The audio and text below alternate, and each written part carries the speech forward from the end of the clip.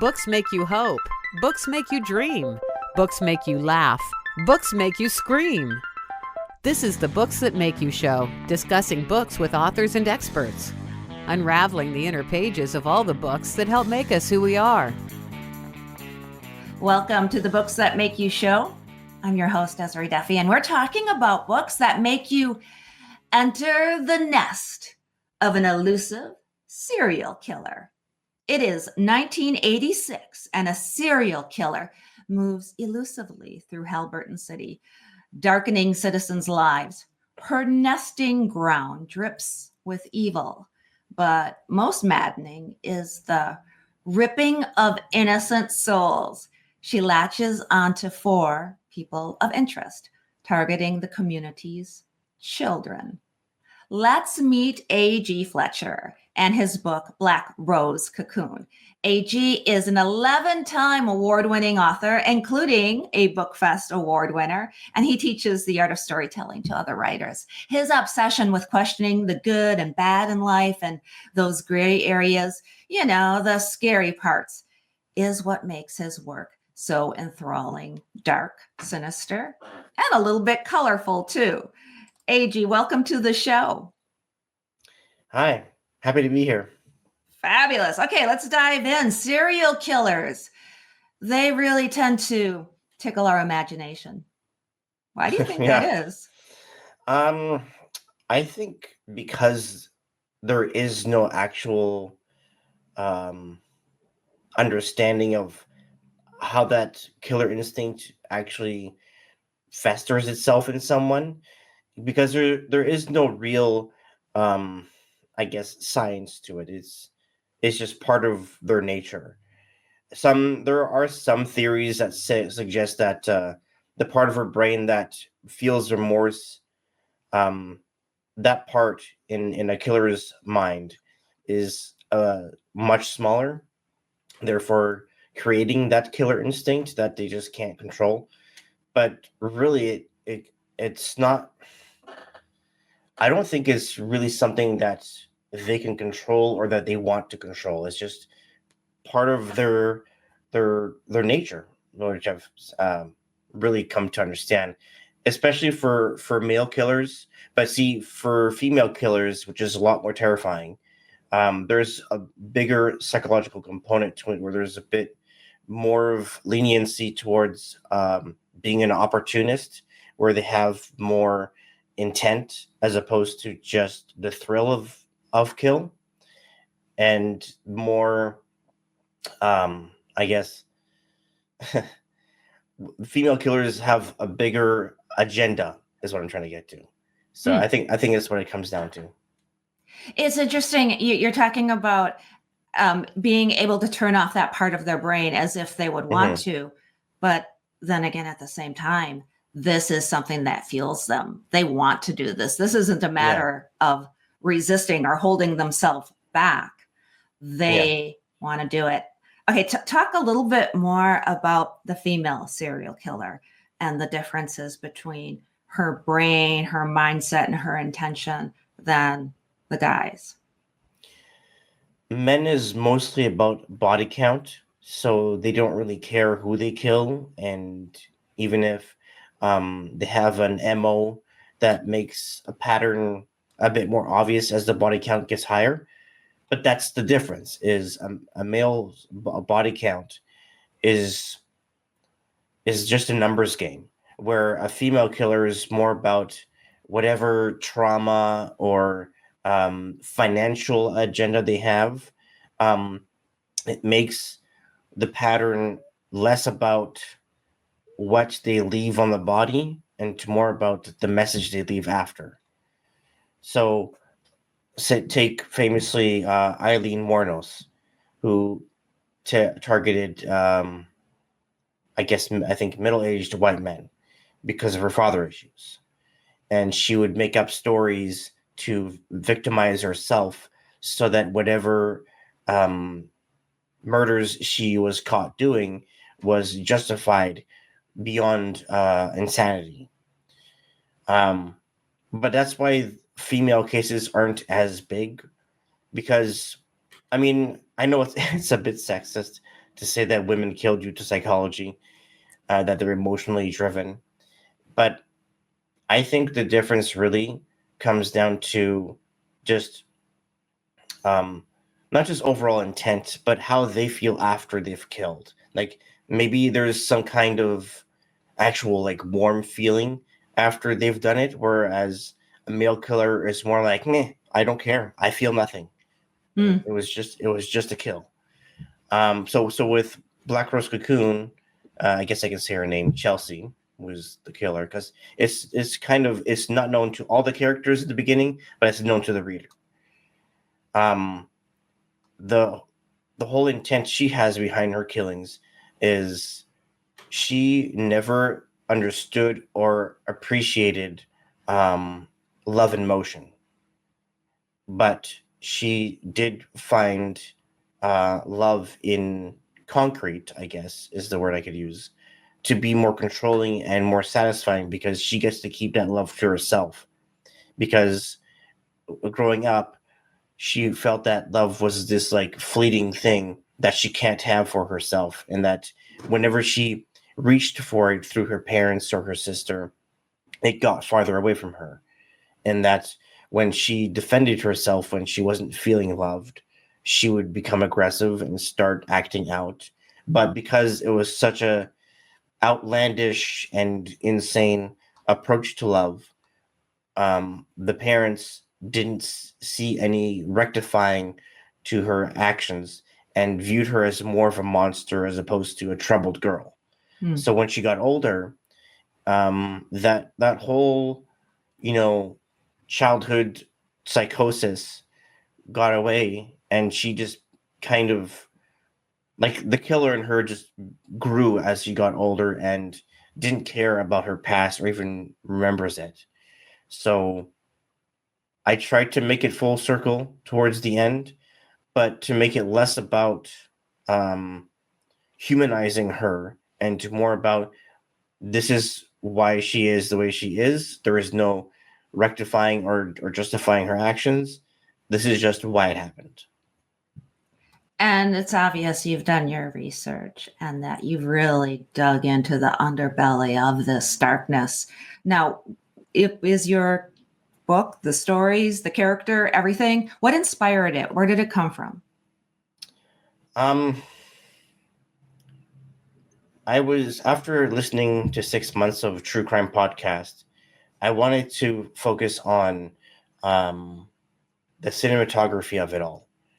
So I started watching these interviews of Guillermo del Toro, one of the most famous Mexican film directors, and he was talking about the whole tethering of life and death, how that cycle happens, and that most people they take life day by day, think black and white, but he asks the question, how can life begin if it doesn't end? So I try to really explore that question of how do we value the time we have here with the the answer to the question of what does an expiry to life mean to me? Do I just want to keep going? Do I like the pattern that I've either created or been embraced upon? Or do I really want to see between the lines? So that's how it came about.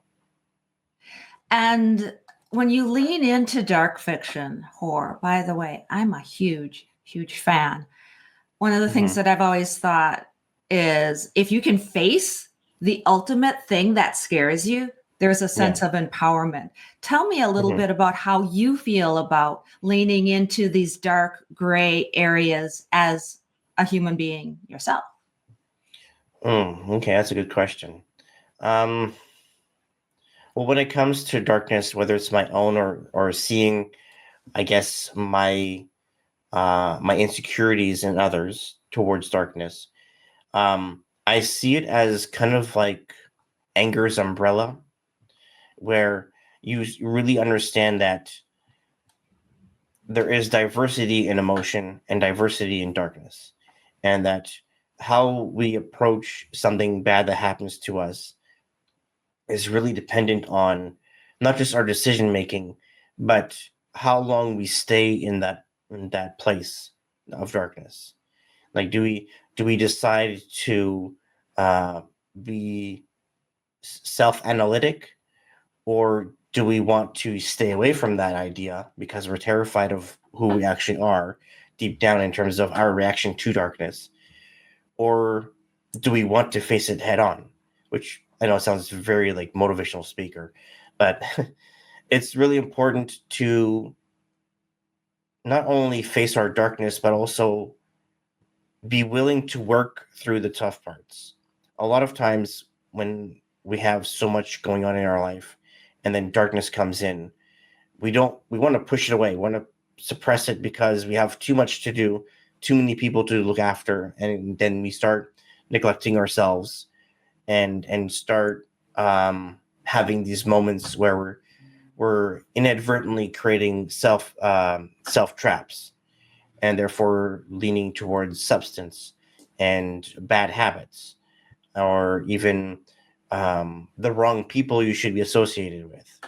So that's how I usually go about it. It's why fear is such a big theme in a lot of my books. I'm sure that one day, once I've gone to therapy and whatever, it'll be different. Um, like, this is one little surprise nugget for you all. Something that just kind of came into existence a couple weeks ago. Um, I stopped watching TV because I was just bored, and I wanted to write this scene for no reason. Like, there was no story to it. And then as it started to become this nugget of an idea, it became the follow-up to Black Rose Cocoon that I didn't mean to write, which I've now titled Wasp Oil.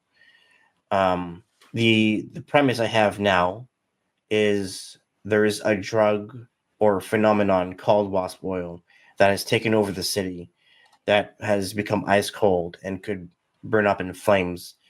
And um, I wanted to really focus on the theme of the goods and evils of anger, because I focused solely on love with Black Rose Cocoon, and I imagined that anger would be the next, not just the next emotion to focus on, but the next, I guess, phase in some of the characters' lives after the event.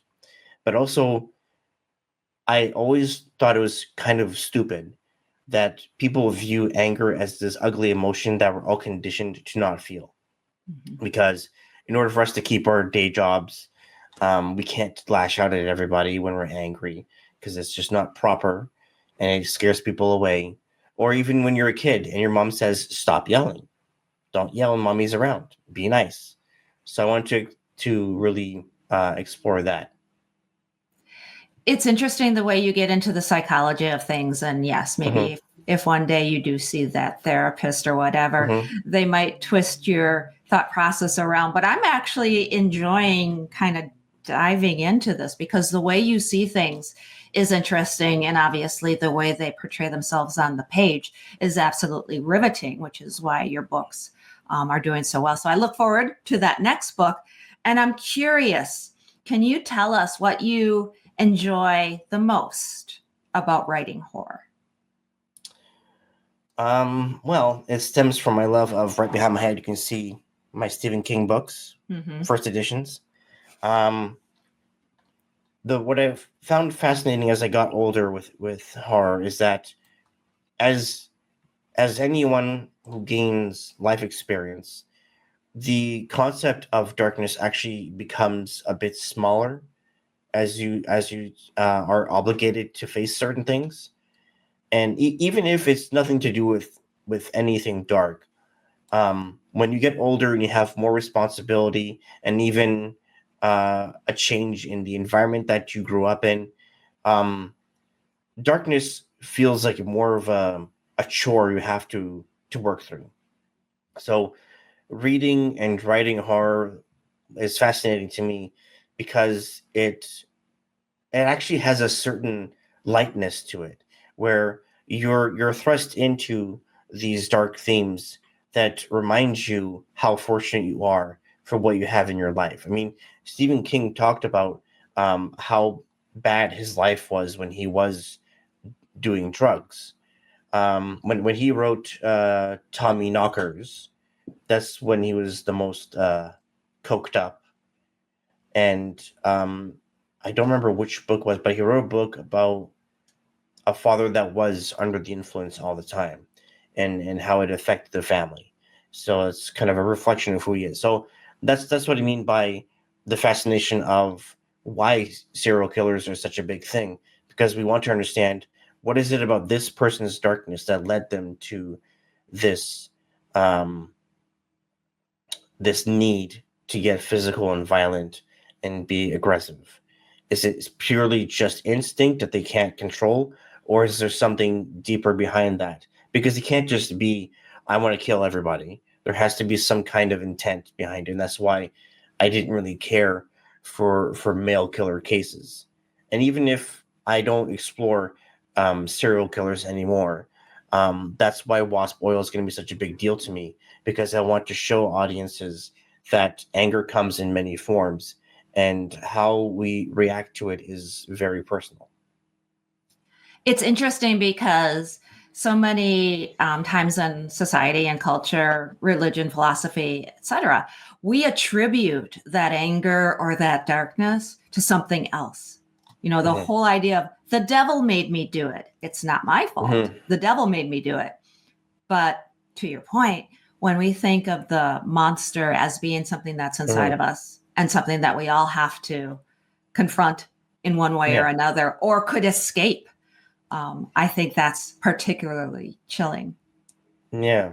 Um, One thing I tend to do when it comes to starting on a new book, I do what's called visual stamping, where I practice how I want the narrative to be written out, and how the visuals carry the reader through the story. So for Black Rose Cocoon, what I did was I asked myself, well, what angle am I going for? Do I want to do like a origin story where we see how the killer came to be, or do I want to focus on the other side of most crime novels, which is not the psychology of it all, but the reaction in the aftermath of how society and victims' family members react to that. That to me is more interesting, because not only do we get to feel more of a communal reaction to this, but we also, as writers, ask the audience, what side are you on? Are you on the side that says, if it's a murder towards someone I don't know, I don't care? Or how much do I value their life as a human being? Like, how does society react to serial killers, not just through streaming services that report this stuff, but the actual like courtroom sort of intimacy of it all, where the public is allowed to sit in on the final sentencing, and we have all these various families that I'm sure would want to do something physical themselves about it, but they have to, because of how they're conditioned in society, they have to hold themselves. So that's really what Black Rose Cocoon was about: is how much do we restrain ourselves um, against pain that someone causes us involuntarily or voluntarily. Your characters are very rich, complex, enthralling. Can you talk about the your favorite character that you have written? Why do you like that character so much? Hmm. To me, it's a tie between Paolo and Scarlet. Paolo because he's a romantic, and even though I think he's in his 60s in the book, he's not the most athletic type. He's kind of a heavy set guy due to just being a doorman for a hotel for so long. But whenever I have him go into action, he uses every fiber of his being to be protective of the ones that he loves. And because he's more of a lonesome character, when he has newfound love in his life, he becomes a very fatherly, protective person, even though he's never had children or even been uh, in love for a while. So I like that evolution that he goes through. Scarlet, who is more of a southern character, um, as her journey becomes more visceral, she becomes less dependent on vices and more reliant on her reaction to fear and her reaction to protecting whatever's left of her family. And we get to see what is she truly capable of doing and what will madness do to her in the end. So that's why I like those two characters the best. You talked a little bit about the writing process and turning Mhm. off screens and everything. I'm curious, what is your favorite chapter that you've written to date? Okay. Um, there's two. For Black Rose Cocoon, it was the final sentencing courtroom scene because what I wanted to really express, especially because I'm not a mother and I've never had children, I wanted to try my best to echo what a mother would feel if they lost their daughter too soon. Um, and I wanted to try to have at least four different, I guess, angles of reaction to seeing the killer in the courtroom, because there was this victim impact statement video that I watched towards the killer, Daryl Brooks from Georgia, Wisconsin, who mowed down a bunch of people in the Macy's Day Parade. And there was this one video of a mother who stared at him for like 5 minutes while she was on the stand and basically said, "How dare you," and all this stuff, but really giving it to him without holding back. And I felt chills. I felt really uncomfortable because it's almost like she was staring at me.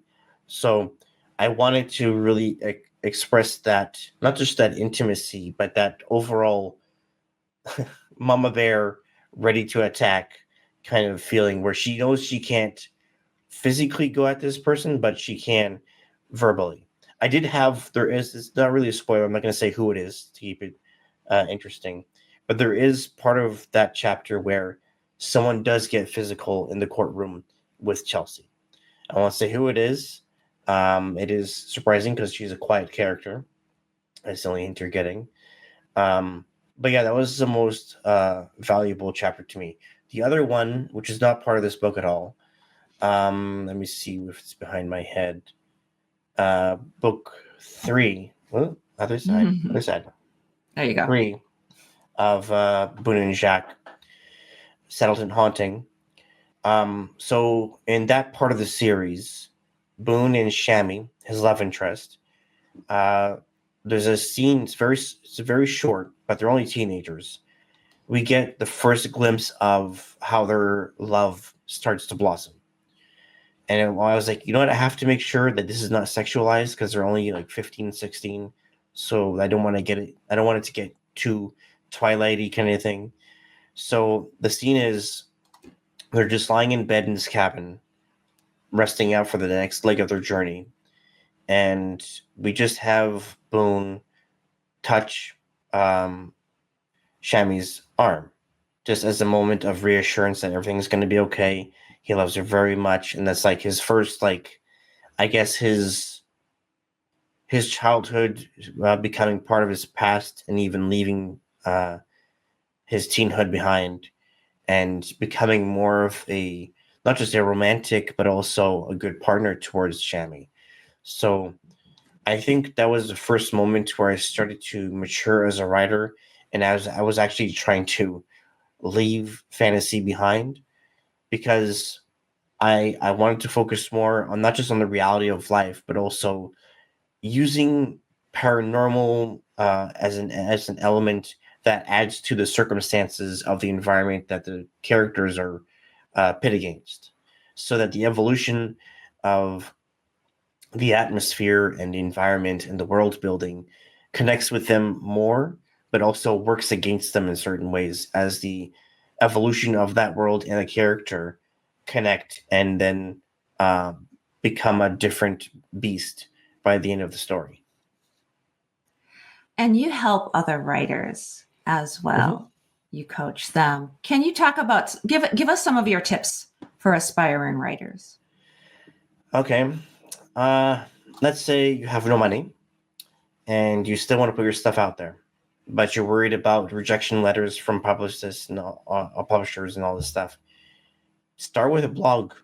I mean, Andrew Weir, is that the author who wrote The Martian? I think so. Andy Weir, yeah. Andy Weir, okay. Mm-hmm. He started his book like that, where he started with a blog site, wrote his book chapter by chapter, and even rewrote his chapters as actual astrologists and scientists corrected him on his terminology. And then once the book was polished enough in blog form, one person said, I want to read this as an ebook or an e-file. So he created that file. Then someone said they want to read it on their Kindle. And then it went on to Amazon as a Kindle for $1. And then it exploded from there. And then some director picked it up, made it a movie. So really, it's what I'm trying to say here is you have to be patient and willing to do things, not just for free, but also grow your audience organically before sending any manuscript to a publisher. Because especially now, it is very hard to be noticed in the sea of people doing the same thing as you, where they think that they can just throw their script and in a wide net to as many publishers as possible and hope that they get something. The problem with that is if you're a novice and you've never published anything, even if one or two say yes to you, they're either going to ask you for money or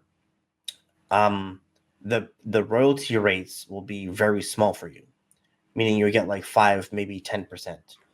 And even then, some publishers will want to do what's called a non-contributor contract, where they can change the chapters orders or even rewrite them to their market that makes more sense for them.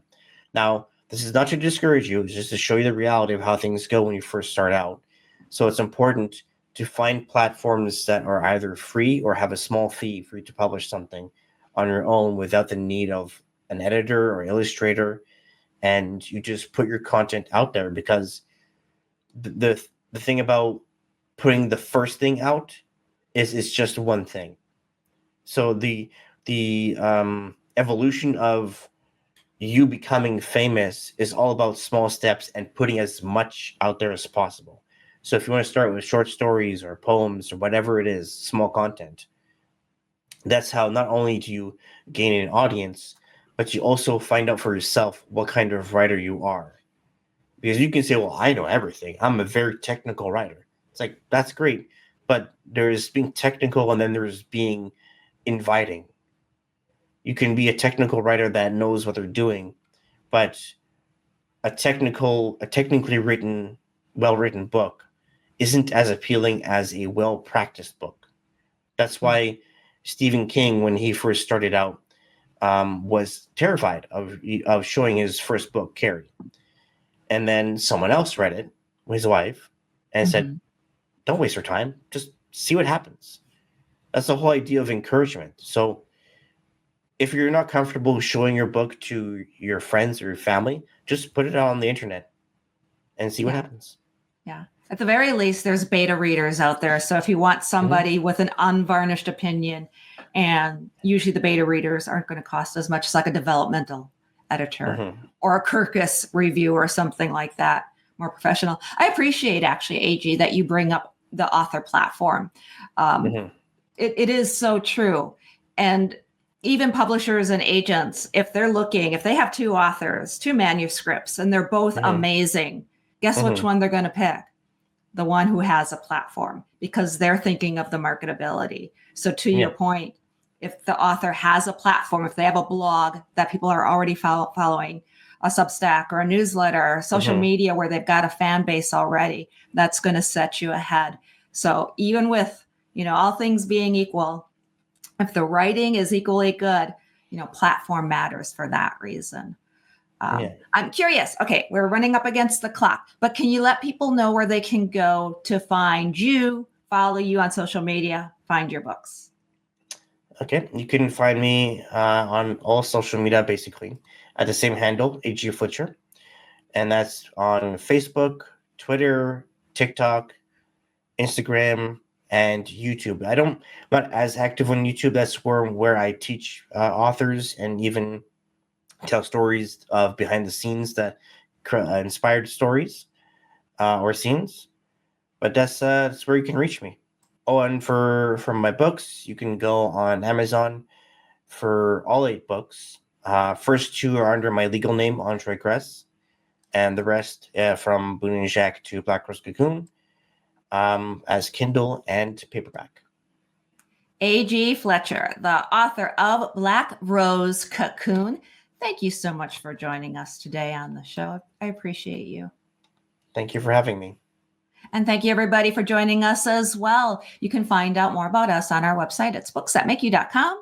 We're on Facebook, Instagram, and of course on YouTube. Make sure you ring the bell, subscribe, never miss a show. And also on the website, you can sign up for our Webby award-winning Books That Make You newsletter. Until next time, all of my bookish buddies, please enjoy all of the books that make you who you are. The host and executive producer of the Books That Make You show is Desiree Duffy. Sound mastering and engineering by Dave Napox. Social media and content promotion by Siddhi Jahagirdar. Copywriting and editing by Mike Robinson. The Books That Make You show is an award-winning podcast produced by Black Chateau Enterprises.